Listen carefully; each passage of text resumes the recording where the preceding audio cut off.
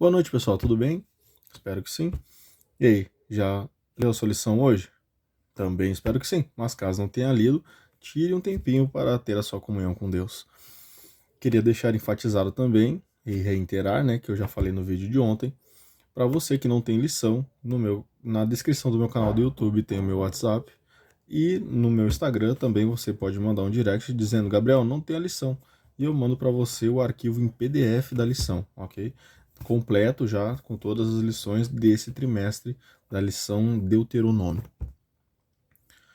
A lição de hoje, 29 de setembro, até eu queria me retratar, que ontem eu falei 27 de setembro, terça-feira, mas era dia 28. Mas provavelmente vocês notaram isso, né? A lição de hoje é 29, quarta-feira, 29 de setembro. Ela inicia falando sobre que, além de Deus ser um Deus de relacionamentos, ele é o mesmo Deus de amor, tanto do Velho Testamento quanto do Novo Testamento.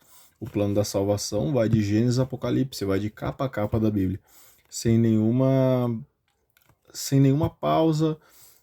Todas as promessas de Deus foram cumpridas, todos os seus sinais foram também cumpridos. Então, nós não temos por que acreditar que Deus do Velho Testamento é um Deus rancoroso, é um Deus, um Deus de, como é que eu posso dizer, um Deus sem amor, e do Novo Testamento é um Deus amoroso, um Deus de compaixão. Não, Deus é amoroso, misericordioso, desde Gênesis a Apocalipse. A parte até é uma questão interessante que eu queria falar sobre isso, que na verdade a gente fala muito sobre a questão de pessoas serem, como é que é legalistas, né? O termo legalista, que é aquela pessoa que tá, quer julgar os outros por causa da lei, que a lei, a lei, a lei.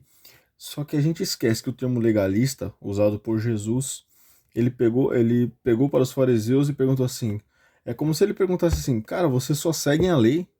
Tem tanto mais coisa para fazer, vocês só seguem a lei? Jesus nunca criticou os israelitas, né, os rabinos, por serem legalistas. Ele criticou por eles serem apenas legalistas, que é o que transformavam eles no que eles eram, né? Tipo, que eles não seguiam a linha de amor e compaixão, de amor ao próximo também. Eles sigam apenas a lei. Jesus disse: mas vocês só seguem a lei, tem tanto mais coisas para serem seguidas também, não só a lei. Então a gente tem que sempre lembrar que Deus é amor, mas o amor de Deus é baseado na justiça. Ele ama você tanto que ele quer você do lado dele, mas ele também é tão justo que ele só vai levar para você do lado dele se você amar ele também. Senão você, infelizmente, não vai estar no céu e não vai estar na nova terra. Por quê? Porque Deus, ele é justo e ele leva a sua escolha em consideração. E é interessante que fala ali, a lição começa também falando sobre limites, que um relacionamento precisa de limites. E realmente, um relacionamento, seja ele conjugal, seja ele de amigo, seja ele profissional, você precisa de limites. Um relacionamento sem limites, ele se torna abusivo, muitas vezes, seja de ambas as partes ou seja unilateral, mas ele se torna um relacionamento abusivo. E os limites e a disciplina devem andar juntos para que as coisas deem certo, para que as coisas estejam nos seus devidos lugares. E a lição de hoje, então, continua na sua metade em frente, fazendo uma comparação textual de Deuteronômio 1 com outros textos da Bíblia, falando sobre o que que o povo de Israel passou, e depois vem algumas perguntinhas que a gente vai discutir depois. Deuteronômio 1, então, a comparação textual é de alguns textos com o texto tema da lição dessa semana, que é Deuteronômio 1. Deuteronômio 1 fala sobre o sermão de Moisés, quando ele falou para o povo sobre tudo que Deus já havia feito para o povo, e mesmo assim eles ainda estavam virando as costas para Deus de tempos em tempos. Aliás, esse de tempos em tempos são pouco tempo entre uma recaída e outra, né? E então a lição traz Números 13, 25, 14 a 12, que é o relato dos espias e a murmuração do povo dizendo que Deus os havia abandonado. É até um pouco frustrante, né? O povo de Israel, que foi livrado do Egito, dizendo que Deus havia os abandonado só por causa que os povos, aonde, né, os amorreus ali que habitavam a terra de Canaã eram gigantes e que eles não iam ter o que fazer contra aqueles gigantes, mas Deus já tinha entregue eles nas mãos dos israelitas, né? Era preciso apenas que eles marchassem em frente.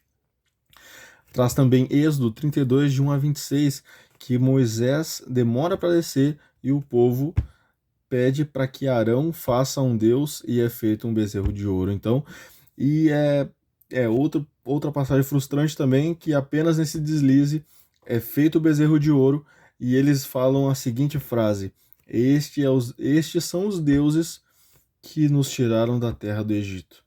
Imagina, depois de tudo que Deus havia feito, apenas porque Moisés demorou para descer do monte, a fé deles foi banalizada em 40 dias que Moisés ficou no monte, fizeram um bezerro de ouro, e quando Moisés então estava descendo com as tábuas da lei, ele vê aquela cena, claro, Deus já havia falado para ele, ele, ele vê aquela cena do bezerro de ouro sendo adorado e sendo feito sacrifício ao bezerro de ouro.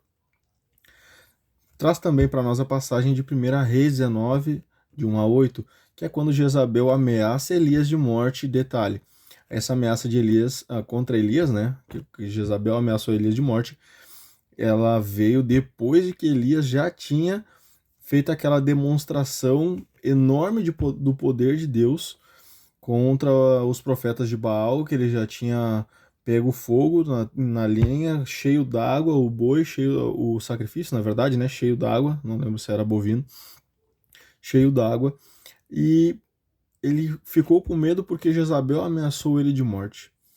E então foi pro deserto, e daí foi quando Deus ali fez ele deitou abaixo da árvore de zimbro, e um anjo alimentou ele, deu de beber, e ele caminhou depois por 40 dias e teve novamente uma experiência com Cristo. Segunda Crônicas 20, de 1 a 24, é quando Josafá clama a Deus a proteção a Judá contra Moabe e Amon, né, que Deus simplesmente guerreia por eles.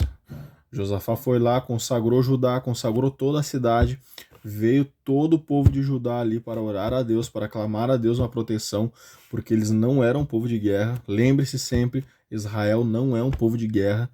Então Deus sempre os livrava dos povos que eram realmente guerreiros, porque Israel não era um povo de guerra até então, tá bom? Eles eram escravos, eles não tinham armas, então ainda não era um povo de guerra. E por último, Josué, né? Josué 1, de 1 a 9, que Deus então promete a Josué estar com ele assim como esteve com Moisés. O que diferencia uma história da outra? Diferencia que Deus esteve sempre junto. O que mudou foi a escolha, foi a decisão de quem Deus deveria ajudar. Ok? Relatos dos espias. Deus estava junto, Deus já tinha dado para eles, mas o povo resolveu murmurar em vez de pegar o que era deles. Quando Moisés demorou para descer, Deus estava com eles, mas só porque Moisés não havia descido do monte, eles achavam que Deus não estava mais com eles, fizeram um Deus, escolheram fazer um Deus, né, para adorar. E Josafá, quando Deus estava com eles, obviamente, mas ele foi lá, clamou, e Deus guerreou por eles, eles não precisaram levantar uma espada, porque o exército inimigo se mataram entre si. E Josué, que Deus prometeu que estaria com Josué, né, assim como esteve com Moisés aí, se Josué, essa tem uma promessa condicionada, se Josué seguisse as leis que Moisés havia ensinado a ele, Deus estaria sempre com ele. E essa então é a lição de hoje. E tinha algumas perguntinhas, né? Tinha duas perguntas, na verdade. Qual a relação das passagens com o texto, chave, né?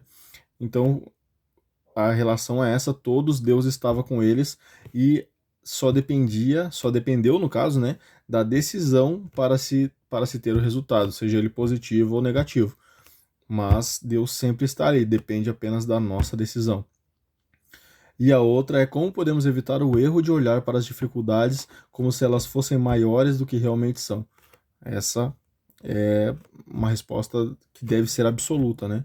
Que a gente precisa confiar verdadeiramente no Deus que nós temos, e assim as dificuldades serão muito menores do que o nosso poder, porque o poder não é nosso, ele vem de Deus. Tá certo? Essa é a lição de hoje, um pouquinho mais extensa, mas é um assunto que a gente precisa fazer, é um assunto que a gente precisa fazer essa relação textual para a gente ver que Deus sempre esteve ao lado do povo. A única diferença foi sempre a nossa escolha. A sua escolha faz a diferença. Ok? Uma boa noite e bons estudos.